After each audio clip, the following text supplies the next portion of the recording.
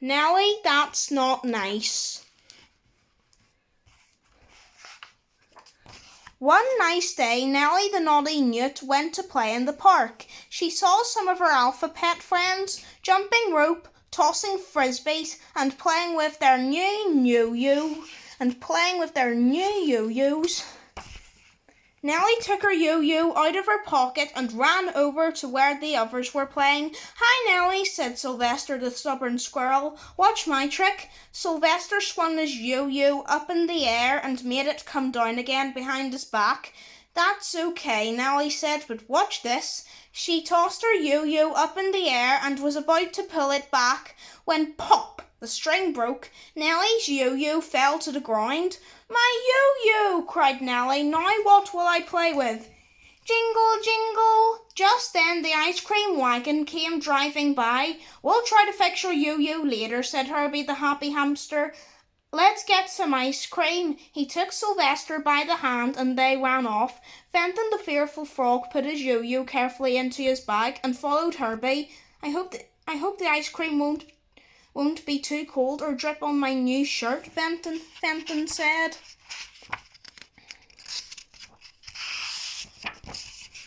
As soon as everybody was gone, Nelly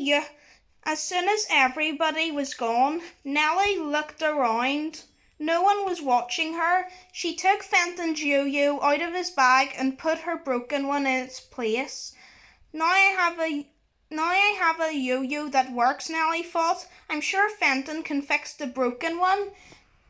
Suddenly, Nelly heard a voice. "Nelly, that's not nice," called the voice. "Would you like it if someone took your yo-yo?" Nelly looked up. There was Xavier, the exploring Xenops, reaching for his frisbee. "You took Fenton's yo-yo," Xavier said.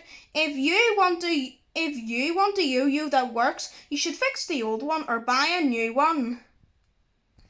Nelly felt her face grow hot, and she hung her head. "I didn't think Fenton would mind," she said. "Well, it's wrong to take things that don't belong to you," Xavier said. Just think how would you feel if someone took something of yours?" Nelly put the yo-yo back in Fenton's bag and started for home. On the way, she passed Albert, the absent-minded alligator's house. There was a neatly folded newspaper lying on his front steps. "Oh, goody," Nelly thought. "I want to know what time the cake sale starts tomorrow. Maybe there's an article about it in the paper." Nelly sat down on Albert's front steps and unfolded his newspaper. She turned the pages for the cake sale announcement. The first page had world news. "No, I don't want world news," Nelly said, and she threw the page on the lawn. The next page had advertising notices. "No, I'm not interested in the ads," Nelly said. She pushed that page aside. She turned page after page. Then next to the comics, Nelly noticed instructions for making a nifty nautical newspaper hat. "Oh, goody," she said. I'll make a sailor hat." Nelly took one page of the newspaper and started to fold it.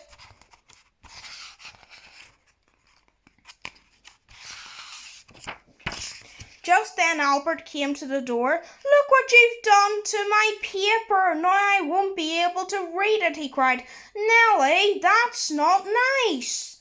I just wanted to know when the cake sale starts," said Nelly. "I'm going with Wendy, and we want to be the first ones there." "Never mind, Nelly. If you want to borrow something, you should ask first, and if you do borrow it, you should return it the way you found it," said Albert.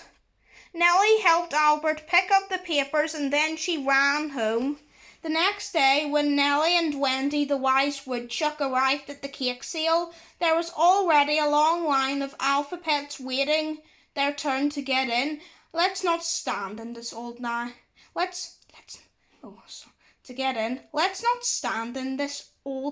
Nelly whispered to Wendy. I know how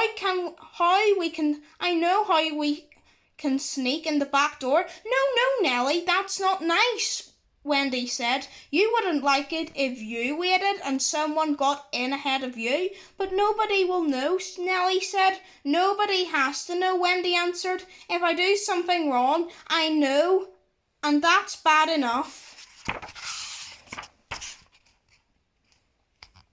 When it was finally their turn, Wendy and Nelly brought their tickets and walked into the big gym. There were tables of cakes, pies, brownies, donuts and cookies, all laid out on colourful napkins. Wendy and Nelly passed a long table. On it were the cakes that had won prizes in the cake bake contest. Near the cakes, they saw a beautiful purple and green necklace on display. That's the prize necklace that's being raffled off, said Ziggy the Zippy Zebra.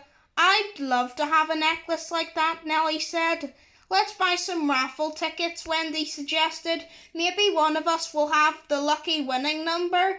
Wendy and Nelly took out nickels out of their pockets and they each bought a raffle ticket. Nelly's number was 19 and Wendy's number was 99.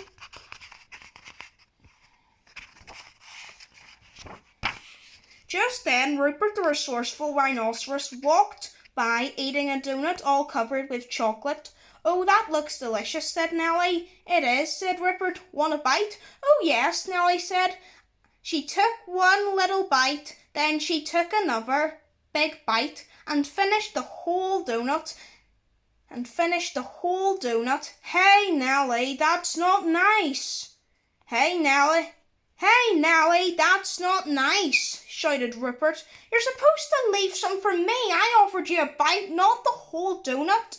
Oops, sorry, Rupert, Nelly said, and she ran off. Soon it was time for the raffle. Ziggy called everyone to attention. Ladies and gentlemen, he said, it's time to pick the winning raffle ticket. As you all know, the winner will receive this beautiful necklace. Ziggy pointed to where the necklace was. As you all know, the winner will receive this beautiful necklace. Ziggy pointed to where the necklace was displayed. Everyone looked to where he was pointing. But there was no necklace. All they could see were two big nails. The necklace was gone. Where's the necklace? Cried Delilah the demanding duck. We must find it. The AlphaPets looked everywhere. They looked under the tables, no necklace. They looked behind the chairs, no necklace. They looked all over the floor and beneath the carpets, but the necklace was nowhere to be found. Why waste any more time looking? Someone shouted. I bet Nelly took it. That's right, cried someone else. She always takes... That's right, cried someone else. She always takes things that don't belong to her. Oh no, Nelly cried. I didn't take the necklace, and she doesn't always tell the truth either, somebody else yelled. Come on, Nelly, Sylvester said. You'd better return the necklace. But I really didn't take it, Nelly said. Well, you took my yo-yo, said Fenton. And my newspapers, shouted Albert. And my donut, Rupert added.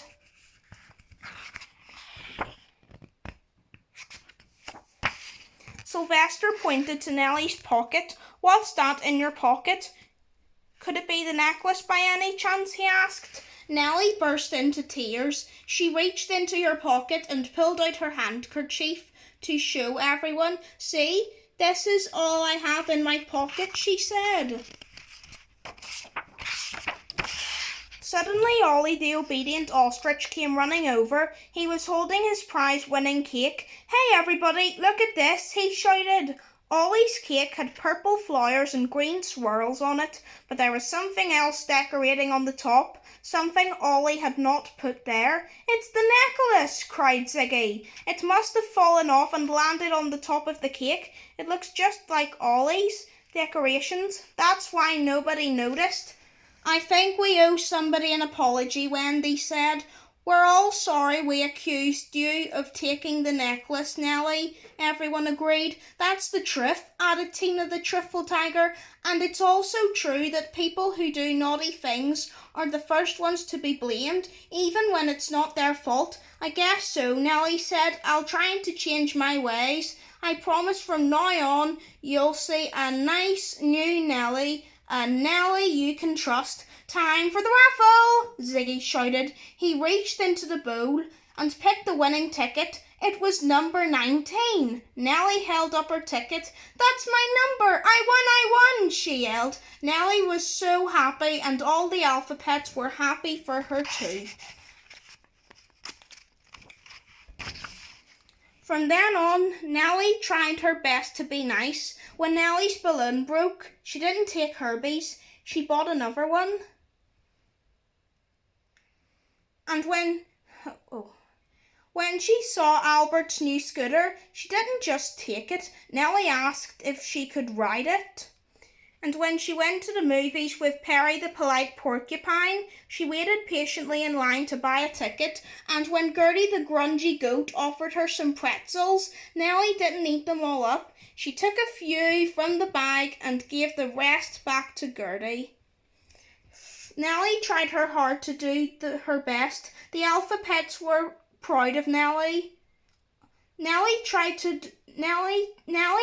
hard to do her best. All the AlphaPets were proud of Nelly, the new Nelly they could trust. The end.